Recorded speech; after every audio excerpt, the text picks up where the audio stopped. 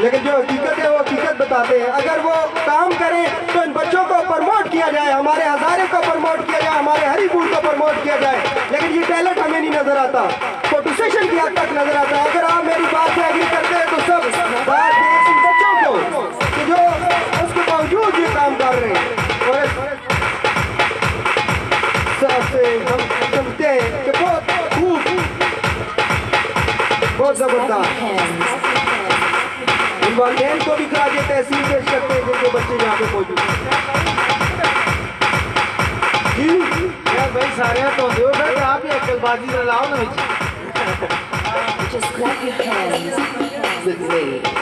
जबरदस्त नजर भाई हमारे बहुत अच्छे प्यारे दोस्त हैं, उनके लिए भी बहुत मुश्किल था यहाँ पे अपनी फील्ड को छोड़ के तरफ आए और हरिपुर का नाम रोशन किया। ये प्यारी बच्ची